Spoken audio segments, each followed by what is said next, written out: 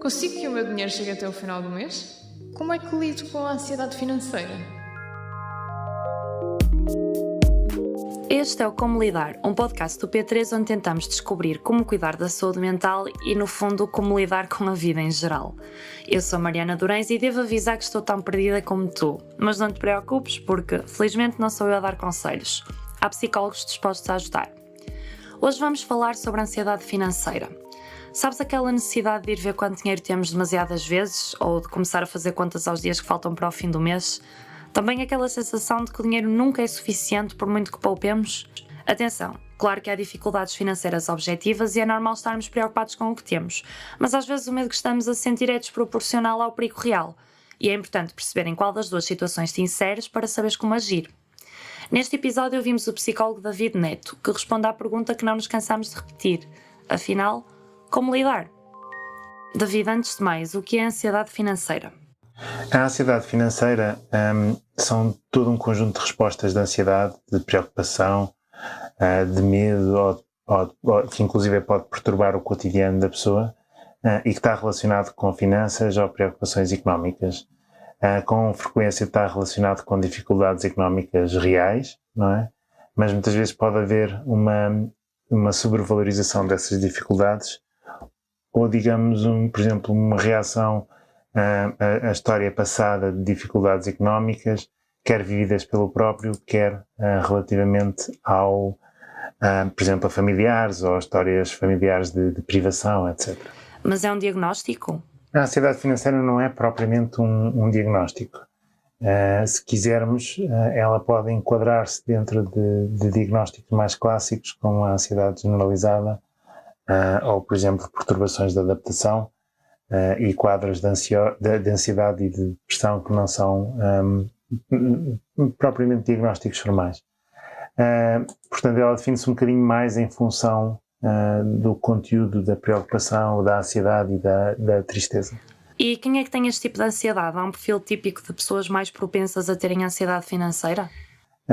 Há pessoas com dificuldades económicas, mais uma vez, ou pessoas com dívidas, por exemplo, ou pessoas que subitamente perderam a capacidade de por exemplo, pagar os seus empréstimos e por aí em diante. No fundo, as situações de desemprego, por exemplo, são bastante problemáticas e se elas estão acompanhadas de fragilidade, digamos, económica, o stress envolvido é bastante maior.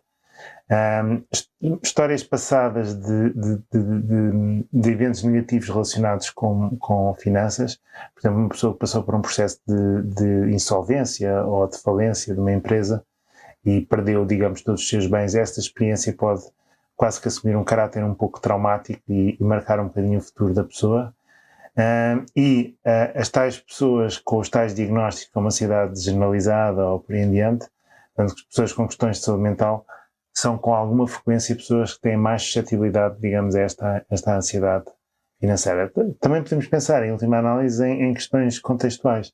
Por exemplo, hoje em dia, um jovem que procura um quarto numa universidade ou um recém-licenciado que procura uma casa, no fundo, podem ser pessoas de alguma maneira tão mais suscetíveis, tendo em conta as dificuldades a nível societal, digamos, em arranjar habitação própria e pronto. Há sintomas associados? Não sendo propriamente um diagnóstico, não faz muito sentido falar em sintomas, mas há um conjunto de sinais ou um conjunto de comportamentos e emoções que são frequentemente referidos neste síndrome, digamos, e que envolve coisas como a pessoa sentir-se estressada ou ansiosa sobre o dinheiro, a ruminação sobre as finanças, portanto aquele pensamento repetido e ruminativo sobre as questões económicas. Paradoxalmente, às vezes pode levar a um evitamento de pensar sobre dinheiro e que, por sua vez, pode levar a alguma desorganização em assuntos financeiros. E depois há todo um conjunto de efeitos, digamos, secundários, como dificuldades em dormir, em concentrar-se. A pessoa pode sentir-se triste ou deprimida pela sua situação, etc. Portanto, em termos da gestão das finanças próprias, pode levar ou a uma ruminação quase que obsessiva em que a pessoa controla até o último cêntimo, ou então, paradoxalmente, fazer decisões financeiras impulsivas e que são problemáticas para aquilo que é a saúde financeira da pessoa ou da família. Como é que se lida então com a ansiedade financeira? Há várias coisas que a pessoa pode fazer para lidar com a ansiedade financeira. Se estivermos a falar de uma ansiedade financeira num nível moderado ou ligeiro, vai também depender um pouco da situação que está associada a essa ansiedade. Ou seja, se estivermos a falar, por exemplo, de circunstâncias objetivas de dificuldades económicas, de processos de evitamento que podem muitas vezes estar associados a depois haver alguns gastos não controlados, algumas estratégias de literacia financeira são bastante úteis, não é?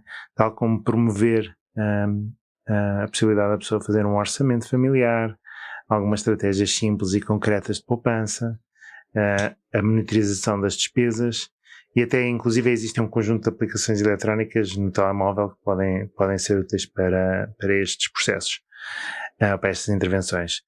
Se, pelo contrário, estamos a falar de uma situação em que existe uma sobrevalorização do risco objetivo, no fundo, e na realidade a pessoa não está propriamente em risco de colapso financeiro, por exemplo, e existe uma ruminação excessiva ou uma preocupação excessiva em torno do dinheiro, existem algumas intervenções no sentido de parar a meditação, no fundo, e aceitar eventuais pensamentos intrusivos que possam estar associados, e inclusive a pessoa promover uma relação saudável com o dinheiro, fazendo inclusive, por exemplo, alguns gastos que correspondam um bocadinho mais a luxos ou a prazeres, desde que estejamos a falar de coisas que não envolvem propriamente algo que tenha uma sobrecarga financeira razoável, no fundo. Portanto, no fundo, promover formas da pessoa ter uma relação, neste caso, mais descontraída com o dinheiro. Algumas intervenções para a ansiedade geral podem ser úteis também.